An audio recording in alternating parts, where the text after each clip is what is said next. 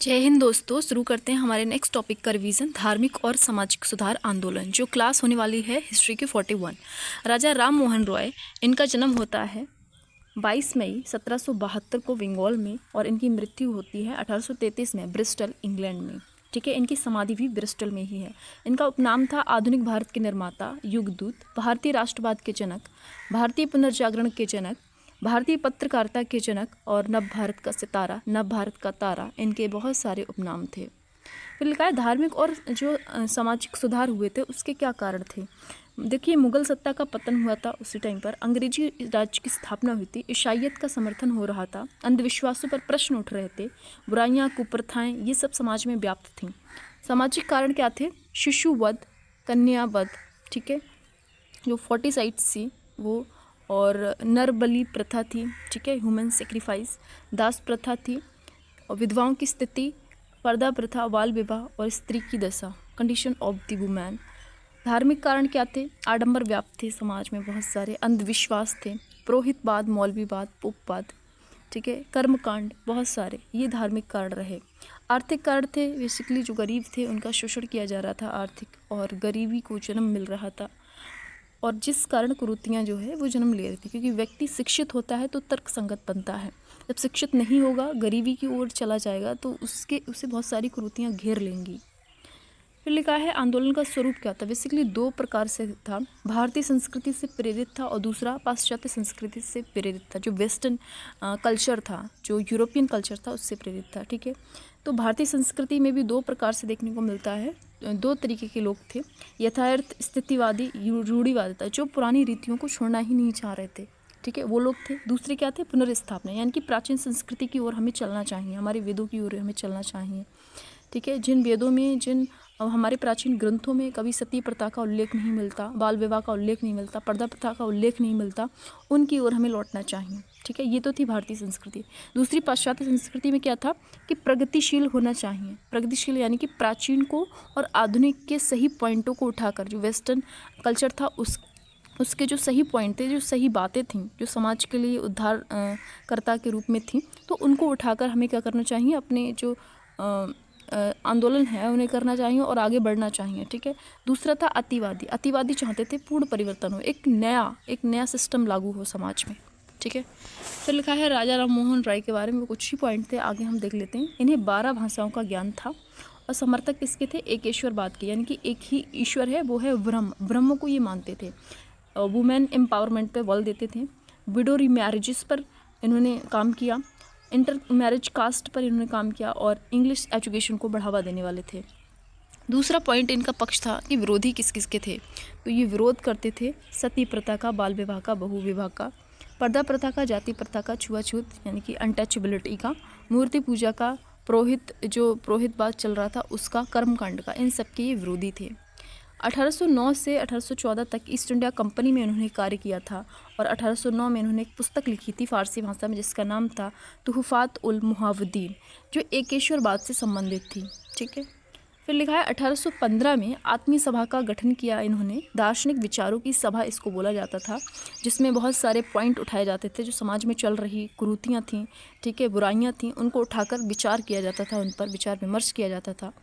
1817 में हिंदू कॉलेज की स्थापना की थी, जो कलकत्ता में की थी, और सहयोगी यहाँ पर थे जिन्होंने मदद की थी हिंदू कॉलेज स्थापित में, डेविड हेयर और राधाकांत देव थे।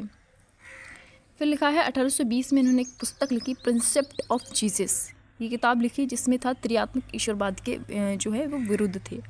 ठीक है, त्रियात्मक ईश्वरवाद क्या होता है, सर ने पूरा डिटेल में बताया था।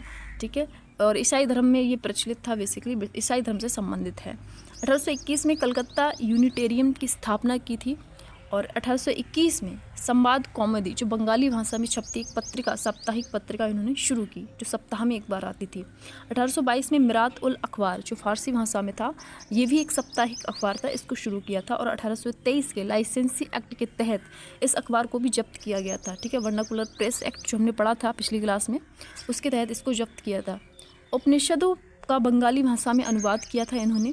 1825 में वेदांत कॉलेज की स्थापना की थी कलकत्ता में, और 20 अगस्त 1828 को ब्रह्म समाज की स्थापना की थी, ये भी कलकत्ता में ही की थी। उद्देश्य था धार्मिक कुरीतियों पर रोक लगाई जाए। ठीक है, राजा की उपाधि इन्हें दी थी अकबर द्वितीय ने। अकबर द्वितीय उस टाइम पर पेंशनर बन चुका था अंग्रेजी सरकार का, और इनके पेंशन के विषय में ही बात करने गए थे कौन, राजा राम मोहन रॉय, ठीक है, अंग्रेजों से, क्योंकि राजा राम मोहन राय अंग्रेजों जो ईस्ट इंडिया कंपनी उसमें काम कर चुके थे, तो इनका वर्चस्व था, यानी कि थोड़ा बहुत वहाँ पर इनकी चलती थी, तो अंग्रेजों से बात करने इन्हीं को भेजा था, और इसलिए इन्हें राजा की उपाधि दी थी अकबर द्वितीय ने, जो कि एक मुग़ल शासक था, बहादुर शाह जफ़र से पहले का मुग़ल शासक, यानी कि सेकंड लास्ट था।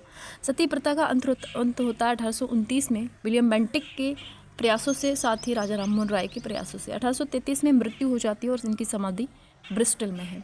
इनकी मृत्यु के बाद ब्रह्म समाज का नेतृत्व किया था देवेंद्रनाथ ठाकुर ने, ठीक है, और इनके साथ अन्य लोग थे ईश्वर चंद्र विद्यासागर, केशव चंद्र सेन, जिन्होंने 1857 में ज्वाइन किया था ब्रह्म समाज को, अरविंद कुमार दत्त, ये लोग थे, ठीक है। देवेंद्रनाथ ठाकुर ने क्या क्या दिया ब्रह्म समाज को, तो इन्होंने तत्वरंजनी सभा के संस्थापक थे, इसी के अंडर ये कार्य कर रहे थे, जो ब्रह्म समाज था उसी के अंडर ये सारे पॉइंट आएंगे। तत्वबोधिनी सभा 1839 में इन्होंने शुरू की थी, और ब्रह्म समाज की मुख्य पत्रिका तत्वबोधिनी पत्रिका जो है इन्हीं ने शुरुआत की थी। इन्होंने ब्रह्म अनुबंध लिखा था, ब्रह्म उपासना की शुरुआत की थी, और 1859 में इन्होंने केशव चंद्र सेन को आचार्य नियुक्त किया। ये काफ़ी एजड हो चुके थे, तो ये वहाँ से चले जाते हैं, और इन्हें केशव चंद्र सेन को ये अपॉइंट कर जाते हैं एज आचार्य, ठीक है। केशव चंद्र सेन जो थे ईसाई धर्म की तरफ इनका इंक्लाइन था, ज़्यादा झुकाव था, और ब्रह्म समाज में ईसाईयत का प्रवेश होने लगता है। जो पादरी वगैरह थे, पोप थे, वो आने लगते हैं, जो सभा होती है ब्रह्म समाज की उसमें। 1861 में इंडियन मिरर दैनिक अंग्रेजी भाषा का जो है इन्होंने शुरू किया था केशव चंद्र सेन ने, और देवेंद्रनाथ जो ठाकुर थे उनकी वापसी हो जाती है इसी कारण से, और 1865 में केशव चंद्र सेन को ब्रह्म समाज से निकाल दिया जाता है। फिर 1866 में आदि ब्रह्म समाज की स्थापना करते हैं देवेंद्रनाथ ठाकुर। भारतीय ब्रह्म समाज की स्थापना करते हैं केसी सेन, यानी कि केशव चंद्र सेन। दोनों ने अलग अलग जो है एक समाज की स्थापना की। इन्होंने आदि ब्रह्म समाज की स्थापना की, उन्होंने भारतीय ब्रह्म समाज की स्थापना की, ठीक है। फिर क्या किया केसी सेन ने, 1864 में वेद समाज बनाया इन्होंने, दक्षिण भारत का ब्रह्म समाज जिससे बोलते हैं, मद्रास में इन्होंने बनाया, जिसके संस्थापक थे श्री धरालू नायडू।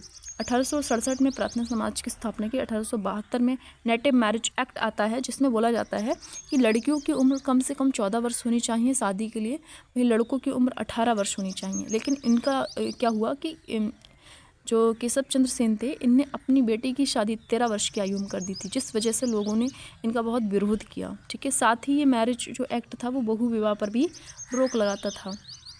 अब लोग इनसे नाराज़ हो गए इसी कारण से, तो केसी सेन से नाराज़ लोगों ने साधारण ब्रह्म समाज की स्थापना की थी 1878 में, ठीक है। आनंद मोहन बोस जिसमें थे संस्थापक, शिवनाथ शास्त्री थे, और उमेश चंद्र दत्ता थे, ये सब लोग थे इसमें।